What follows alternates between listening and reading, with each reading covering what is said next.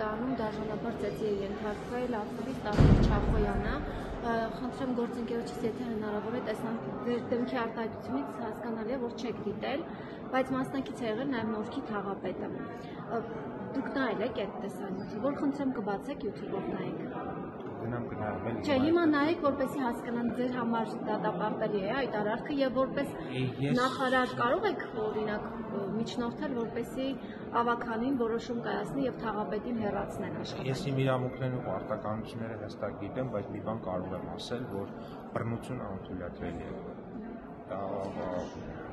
Եվ ինչ եք ակնկալում իրավապահներից, թաղապետն էլ է բռունցքով հարվածներ հացրել եւ խմբակային ծեծի են եղել։ Մենք ունենք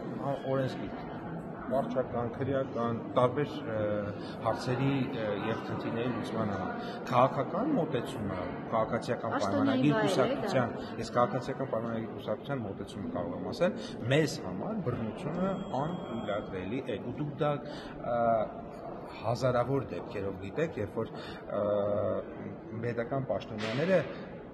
ենթարկվում են տարբեր տեսակի բռնությունների, վերբալ բռնությունից մինչև ուժային բռնությունների եւ բոլոր դեպքերում մեր դիրքորոշումը եղել է միշտ մեկը։ Այդ դեպքում երբ որ լրագրողին հարվածեց ձեր նախարարը, լրագրող Փայլակ Վահրադյանին, երբ որ հարվածեց այսօրվա ազգային ժողովի փոխնախագահը, նույն իրավիճակն է եւ դատապարտվեց եւ նա քաղաքական գնահատական այդ ամեն ինչը ստացել է, դուք էլ շատ լավ գիտեք դա։ Բայց նա շարունակեց պաշտոնավարել, չի շարունակել, այսինքն դուք ուզում եք ասել աշխատանքից ազատվեց նրա համար, որ Փայլակ Վահրադյանը հարվածել է։ Ես ուզում եմ ասել, որ այդ դեպքից հետո պարոն Արշակյանը հրաժարականի դիմում է ներկայացրել եւ ընտրվել է ժողովրդի կողմից ազգային ժողովի։ Ժողովուրդը ընտրել է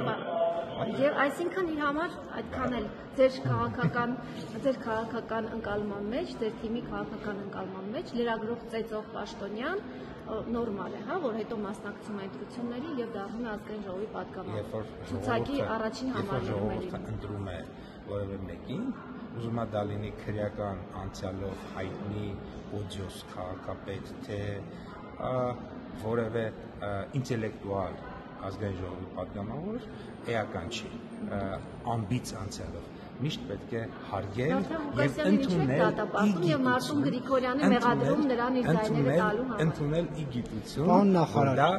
ժողովրդի որոշումն է եւ վերջ։ Պարոն նախարար, բայց չեք կարծում, որ ձեր իշխանությունում խոսույթը այդ բռնությունների, այդ ատելության նաեւ շատ կա իշխանության ներկայացուցիչների մոտ, թեկուզ լրագրողների հետ խոսելու առումով վատ ես անընդհատ տեսնում եւ զգում եմ պատգամավորների, կառավարության անդամների, պաշտոնյաների նկատմամբ խտրականություն, վատ իմաստով, պատգամավորների կողմից վատ վերաբերմունք չեք տեսնում, բռնության կոչեր անընդհատ դա շատ վատ է եւ գիտեք նաեւ դրա մեջ ինչ որտեղ